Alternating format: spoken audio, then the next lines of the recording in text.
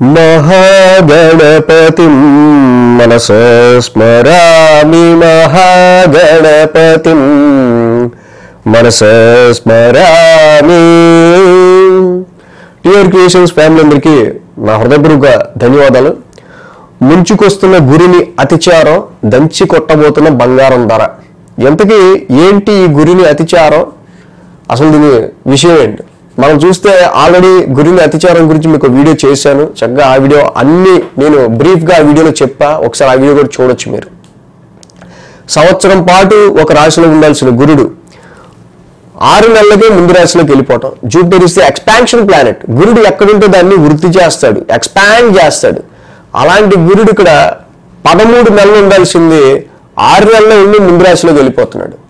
అంటే 13 నెలలు వర్క్ ఏం కావాలా? 6 నెలలు చేస్తే. సో అతిచారంలో ముందుకు వెళ్ళిపోవటం. సో ఈ ముంచుకొస్తున్న గురిని అతిచారం అని ఎందుకు అన్నాం అంటే, జనరల్గా మనం చూస్తే 2020 నుంచి పరిస్థితులు మనం చూస్తే కనుక 2020 నుంచి కరోనా పరిస్థితులు రావటం. సో ఆ తర్వాత నుంచి కూడా మనకి వెరీ రీసెంట్గా గురుడి అతిచారంలో ఉంది. అప్పుడే దాని గురించే మనం మేజర్గా చెప్పుకోవటం.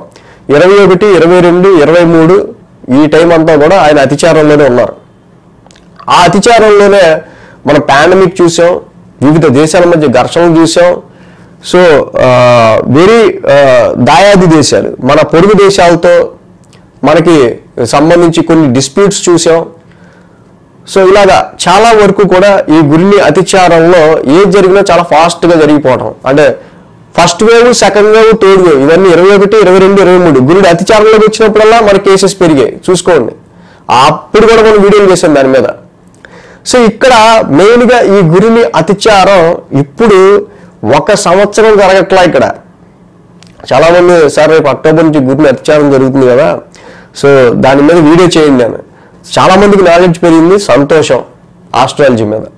కానీ ఇక్కడ గురిని అతిచారం జరుగుతుంది 1 సంవత్సరం కాదు. ఇక్కడ మొన్న జరిగినట్టు 3 సంవత్సరాలు కాదు.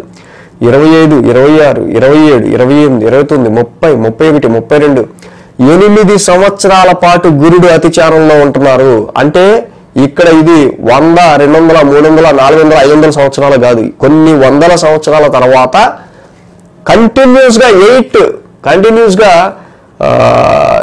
8 ఇయర్స్ అతిచారంలో ఉండడం కొన్ని వందల సంవత్సరాల తర్వాత. ఇలాంటి అతిచారంలో ఉన్న పరిస్థితుల్లో మనకి ఫస్ట్ వరల్డ్ వార్లో కూడా ఆ టైంలో జరిగాయి. చాలా మంది మన మిత్రులు కామెంట్స్లో పెట్టారు, పోయినసారి నేను వీడియో చేసినప్పుడు చాలా వీళ్ళు కూడా చాలా వరకు రీసెర్చ్ చేస్తున్నారు అనుకున్నా. సో అంటే ముంచుకొస్తున్న గురిని అతిచారం. సో అది గురిని అతిచారం వల్ల కొన్ని సైడ్ ఎఫెక్ట్స్ అలా ఉంటూ ఉంటాయి. ఏం జరుగుద్ది ఏంటి తర్వాత. ముందు బంగారం గురించి మాట్లాడుకుందాం మనం. అయితే ఇక్కడ బంగారం రేటు ఈ గురిని అతిచారంలో పెరగటానికి కారణాలు ఏంటి, అసలు ఎప్పుడులా పెరుగుద్ది, ఎలా పెరుగుద్ది ఏంటి, దానికి కారణాలు చూద్దాం. ఎప్పుడైతే దేశాల మధ్య మనం చూస్తే 2020లో తాలిబాన్ గొడవ కావచ్చు, తర్వాత రష్యా ఉక్రెయిన్ వార్ కావచ్చు, అలాగే నెక్స్ట్ ఇజ్రాయిల్ ఇరాన్ కావచ్చు, నెక్స్ట్ మళ్ళీ అమెరికాతో ఇప్పుడు పొరుగు దేశాలతో మిగతా అన్ని దేశాలతో వచ్చిన డిస్ప్యూట్స్ కావచ్చు. ఏ దేశాన్ని ఎవరు కదిలిచ్చినా చిన్న దేశం వాడు కూడా పెద్ద దేశం మీద యుద్ధానికి సై అంటున్నాడు అంతే. ఏ దేశంలో సామరస్యం లేదు. ప్రతి దేశం కూడా ఒక దేశం మీద ఒక ర్యాష్నెస్ స్వభావంతోనే ఉంటుంది ఇక్కడ. సో అది ఈ గురిని అతిచారంలో ఉన్నప్పుడు మన ఫస్ట్ వరల్డ్ వార్ లాంటి సంఘటనలు ఎలా దారితీస్తాయని మనం అనుకున్నామో, మరి 8 సంవత్సరాలు గురిని అతిచారం ఎటువంటి కన్సిక్వెన్సెస్కి దారితీస్తుందో దానికి సంబంధించి ఇక్కడ సంయమనంగా అన్ని దేశాలు ఉండడం కూడా చాలా మంచిది ఇక్కడ. మరి అది ఎంతవరకు పాటిస్తాయో మనకు తెలియదు కానీ. సో ఇలాగా ప్రతి దేశం మీద ఇక్కడ కొంత మనకి డిస్టర్బెన్సెస్ క్రియేట్ అయినప్పుడు, ఇలాంటి అనిశ్చిత పరిస్థితుల్లో ఏ దేశానికైనా సరే ఆ దేశం యొక్క ద్రవ్యం తగ్గిపోతుంది, ఆర్థిక విలువ పడిపోతుంది అనుకున్నప్పుడు వాళ్ళకి కనిపించే ప్రత్యామ్నాయం ఏంటంటే బంగారం. సో ఇక్కడ ప్రతి దేశం కూడా ఇంకో దేశం మీద ఇక్కడ ద్వేషభావంతోనే ఉంటున్నాయి తప్పించి ఏ దేశాన్ని కలుపుకి వెళ్ళాలన్న ఉద్దేశంతో ఉండట్ల. ప్రతిదీ ఏదో ఒక డిస్ప్యూట్తో ఉంటుంది. సో అలాగే దానికి తగ్గట్టు మనం చూస్తే మొన్న ఇక్కడ అమెరికా విధించిన టారిఫ్ వార్ కావచ్చు. ఈ టారిఫ్ సొంకం, నువ్వు నాకు ఇంపోర్ట్ చేసావు సొంకం, నువ్వు నాకు దిగుమతి చేసావు సొంకం, చైనా మీద సొంకం, భారత్ మీద సొంకం, రష్యా మీద సొంకం, ఇలా చైనా మళ్ళీ అమెరికా మీద సొంకం, ఒక దేశం మీద నువ్వు నా మీద 10 వేస్తే నీ మీద 20 చేస్తా. ఇదే కదా మొన్నటిదాకా జరిగింది అమెరికాకి చైనాకి మధ్య. 80% దాకా వెళ్ళిపోయారు. ఇక నువ్వు ఇచ్చేదేంటి, నేను తీసుకునేది నాకేం అక్కర్లా, నేను ఇంకోటి దగ్గర తీసుకెళ్తాను. మనం రష్యా నుంచి పెట్రోల్ కొందామన్నా వద్దని గొడవ. సో ఈ అనిశ్చిత పరిస్థితుల్లో ఏ దేశంలో ఎవరికి ఎక్కడ ఇన్వెస్ట్మెంట్ పెట్టాలన్నా భయమే. దానికి ఆజ్యం పోసే ఇంకో పాయింట్ ఏంటంటే, ఎప్పుడైతే రష్యాకి సంబంధించిన మెయిన్గా $300 బిలియన్ $300 బిలియన్ వర్త్ని రష్యా ఉక్రెయిన్ వార్ తర్వాత అమెరికా సీజ్ చేసి పడేసిందో, ఇక డాలర్లతో పనున్న ఏ దేశమైనా అమెరికా వాళ్ళ జుట్టు వాళ్ళ చేతుల్లో ఉన్నట్టు ఆ దేశం జుట్టు. సో ఇలాంటి పరిస్థితుల్లో మరి మనం ఎంతవరకు ఇంకో దేశాన్ని నమ్మి మన ద్రవ్యాన్ని ఆ దేశాన్ని కన్వర్ట్ చేసుకునే పరిస్థితులు క్రియేట్ చేసుకోగలుగుతాం? $300 బిలియన్ అమెరికా సీజ్ చేసిందంటే, సో ఇక ఆ రష్యాకి, సో మిగతా దేశాలు మన రేపు ఎవరన్నా అమెరికాకి ఎదురెళ్తే మన పరిస్థితి కూడా ఇంతే అనుకుంటారు. సో అలాంటి పరిస్థితుల్లో దానికంటే మనం వేరే ప్రత్యామ్నాయంగా దేన్నైనా సరే మనం వెల్త్ని, సంపదని ఇంకో రూపంలో ఇన్వెస్ట్ చేసుకుంటే బెటర్ అనే ఒక థాట్ కూడా జనాలకు వచ్చింది. అది వచ్చిందో అన్ని దేశాల సెంట్రల్ గవర్నమెంట్లు కూడా వాళ్ళు బంగారం మీద ఇన్వెస్ట్మెంట్ చేయడం మొదలుపెట్టాయి. మన సెంట్రల్ గవర్నమెంట్ ఒకటే 1000 టన్నుల బంగారాన్ని కొనుగోలు చేసింది. 1000 టన్నుల బంగారం. ఇది చాలా వ్యూహాత్మక మార్పు. బంగారం మీద ఎలాంటి మార్పులు వస్తున్నాయో నిజంగా ఎవరికి తెలియని విషయాలు జనరల్ ఇవన్నీ.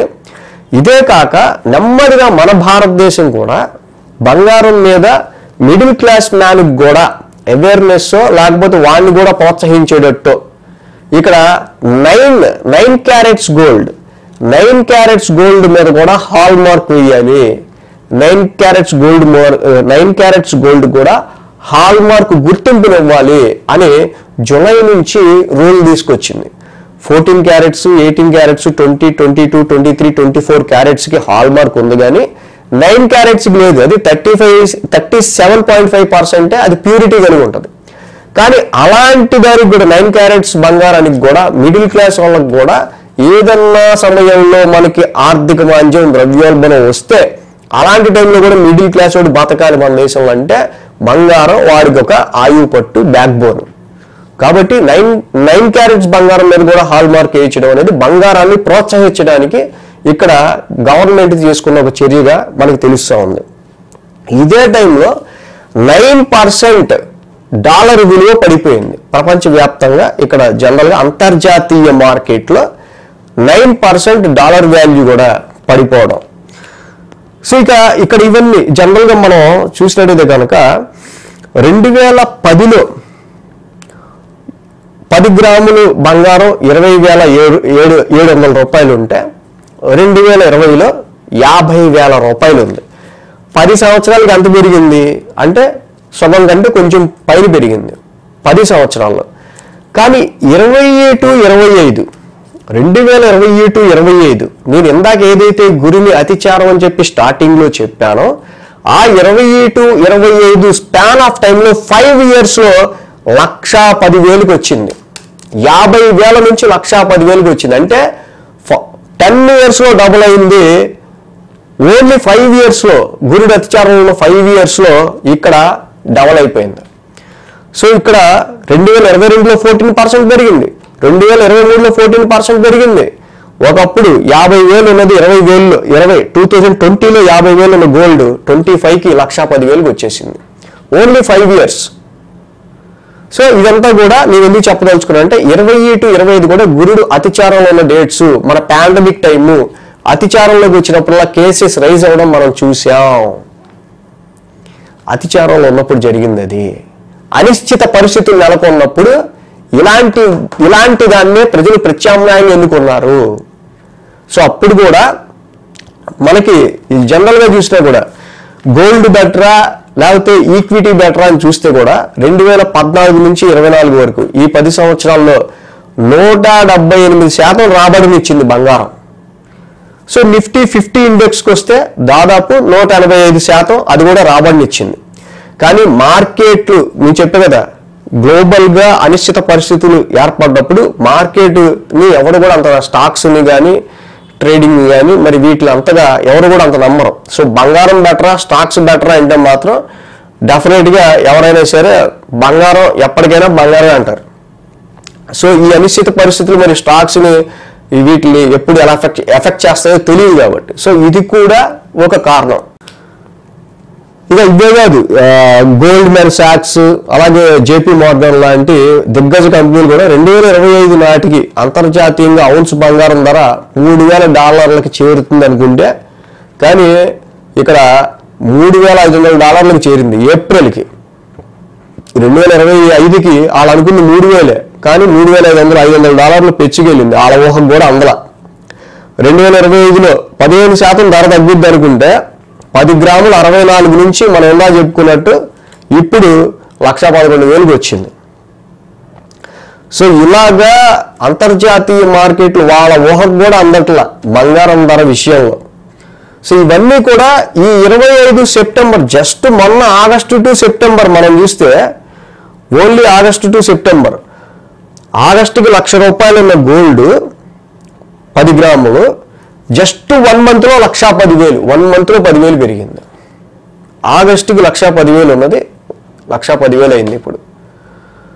సో ఇక్కడ ఇది కూడా గురుడి అతిచారమే. ఎప్పుడైతే మే 18 నుంచి మిథునంలోకి వచ్చాడు గురుడు, మే, జూన్, జూలై, ఆగస్టు, సెప్టెంబర్, అక్టోబర్కి కర్కాటకంలో వెళ్ళిపోతున్నారు ఆయన.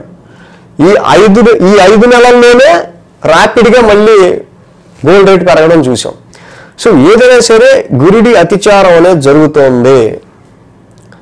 గురుడి అతిచారం అనేది జరుగుతుంది కాబట్టి ర్యాపిడ్గా గోల్డ్ రేట్స్ అనేవి పెరిగే ఆస్కారాలు ఇక్కడి నుంచి ఉంటాయి. ఇన్వెస్టర్లు జూన్లో 2,000 కోట్లు ఇన్వెస్ట్ చేస్తే జూలైలో 1,256 కోట్లు ఇన్వెస్ట్ చేశారు. జస్ట్ ఈ గురుడి అతిచారం టైంలో, ఆయన మే నుంచి కర్కాటకంలోకి వెళ్ళిపోతున్న ఈ టైంలో. సో అంటే పండగ సీజన్లో కాకుండానే 2 నెలల్లో, అంటే బంగారం మీద ఇన్వెస్టర్లకు కానీ, దేశాలకు కానీ, ప్రజలకు కానీ, అంటే అది నిజంగా ఒక రకమైన ఈ స్టాక్స్ ఈ ఉన్న అనిశ్చిత పరిస్థితుల్లో వీటన్నిటికంటే మనకి ఒక స్పెసిఫిక్గా చక్కగా ఒక భరోసాగా ఉంచుకోగలిగింది. సో మెయిన్ ఇదే గోల్డ్. సో అందుకనే ఈ గోల్డ్ని మనకి ఈ 9 క్యారెట్స్ గోల్డ్ హాల్ మార్క్ వేయడంతో పాటుగా గోల్డ్ ETF అని, డిజిటల్ గోల్డ్ అని, గోల్డ్ మ్యూచువల్ ఫండ్స్ అని, వీటిని కూడా ఇప్పుడు డిజిటలైజేషన్గా మళ్ళీ ప్రమోట్ చేయడం మొదలుపెట్టారు. సో కాబట్టి ఎటువైపు చూసుకున్నా ఇక్కడ గోల్డ్ని ఎంకరేజ్ చేయడం అనేది, గోల్డ్ త్రూ దేశ ఆర్థిక వ్యవస్థను బలపరచుకోవడం అనేది ఒక మంత్రంగా కనిపిస్తుంది ఈ టైంలో. నా కంఠశోష ఇందాక నుంచి ఏంటంటే, డెఫినెట్గా ఒక స్థిరమైన ఆస్తి కావాలి అనుకుంటే రిస్క్ లేకుండా అది గోల్డే. అయితే ఊరికే గోల్డ్ తిని బతుకుతావా? గోల్డ్ ఉంటే సరిపోద్దా? ఇంట్లో 10 కేజీలు బంగారం ఉంది, మరి ఏమీ లేదు తినడానికి, ఏం చేస్తాం? బంగారం తింటామా? గోల్డ్ని కూడా ఎక్కువ అతి సర్వత్రా వర్జయేత్, అతి ఏదైనా అత్తే చివరికి నాశనం. వాటి ఏంటంటే ఎప్పటిదాకా ఎవరికి కూడా గోల్డ్ అనేది ఉత్పాదక శక్తిని ఇవ్వదు. సో ప్రతి వాళ్ళు గోల్డ్ గురించి ఆలోచించి గోల్డ్ మీద ఇన్వెస్ట్ చేద్దాం అనుకుని ఆలోచిస్తే నిజంగా వాణిజ్యాలు ఉండవు, వ్యాపారాలు ఉండవు, రియల్ ఎస్టేట్ ఉండవు, ఉద్యోగాలు ఉండవు, ఇంకేం ఉండవు. కాకపోతే బ్యాలెన్స్ ప్రపంచ ఆర్థిక వ్యవస్థ పడిపోకుండా మెయింటైన్ చేసుకుంటూ మానవ జీవన విధానంలో మనిషి యొక్క వాడికి స్థితిగతులకు తగ్గట్టుగా వాడికి కావాల్సినప్పుడు ఇబ్బందికర పరిస్థితులు రాకుండా ఆదుకోవడం వరకు చక్కగా గోల్డ్ ఉంటా, మిగతా పరిస్థితుల్లో ఉద్యోగ అవకాశాలు అవి కూడా మనం బలపరుచుకుంటూ ఉండాలి. 2028 శని నీచ పడేంత వరకు కూడా గోల్డ్ దాని ఇష్టం వచ్చిన ఆట ఆడచ్చు. 2028 శని నీచలోకి వెళ్ళిన మరుక్షణం అప్పుడిక ప్రజాస్వామ్యం, ప్రజలు, నేను ఎక్కడున్నా, నేను చదివి బయటకు వచ్చా, నాకు ఉద్యోగాలేవి, నా ఉద్యోగ పరిస్థితి ఏంటి, ఇలాంటివన్నీ వచ్చినప్పుడు అప్పుడు గోల్డ్ మీదకి ఎఫెక్ట్ పడుతుంది. సో కాబట్టి ఇక్కడ 8 సంవత్సరాలు ర్యాపిడ్ గ్రోత్ ఉంటుందా అంటే 8 సంవత్సరాలు కాదు. శని నీచులో ఉన్న టైంలో మాత్రం డెఫినెట్గా అక్కడ ప్రజాస్వామ్య విలువలు, ప్రజాస్వామ్యానికి సంబంధించి ప్రజలకు ఎలాంటి, అంటే ఎవరికాడి స్థిరాస్తులు అలవర్చుకోవడం లేదు, ప్రజలకు సంబంధించి వాళ్ళకి అభివృద్ధి, వాళ్ళ డెవలప్మెంట్, వాళ్ళ సంక్షేమానికి సంబంధించి ఎలాంటి జాగ్రత్తలు తీసుకోవాలో ఆ టైంలో ఆ టైం దాకా శని నీచపడేదాకా కూడా గోల్డ్ ఇక 25, 26, 27 ఈ 3 yearsలో ఇప్పుడు 1,00,000 బదులు డెఫినెట్గా 1,50,000, 1,60,000 దాకా కూడా వెళ్ళచ్చు. సో శని నీచలోకి వచ్చాక దాని ఆట ఏంటో అప్పుడు చూడాలి. సో మెయిన్ ఏంటంటే గోల్డ్కి సంబంధించి పెట్టుకున్నవాడు ఎవరైనా సరే ఇన్వెస్ట్మెంట్ ఇప్పుడుదా లాస్ అయింది అయితే లేదు. బట్ ఏంటంటే ప్రస్తుతానికి ఉన్న పరిస్థితులు బట్టి అయితే ఏ కంపెనీలో ఏ దేశాల్లో దేన్నో నమ్ముకోవటం కంటే ఒక స్థిరాస్తి నాకంటూ ఉంటే నయ్యం అనుకునేది ఏదన్నా ఒకటి ఉందంటే అది బంగారమే. అలాంటి పొజిషన్లో ప్రపంచం నెట్టబడుతుంది అని చెప్పడం నా కంఠశోష. సో కాబట్టి గురిడి అతిచారంలో దంచుకొట్టబోతున్న బంగారం ధరకి సంబంధించి వీడియో ఇది.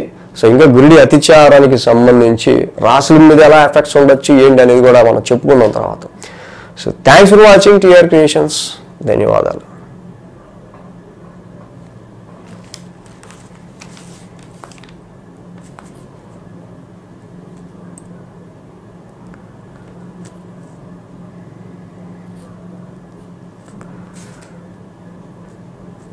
ఈ వీడియో కనుక మీకు నచ్చినట్లయితే లైక్ చేయండి, షేర్ చేయండి.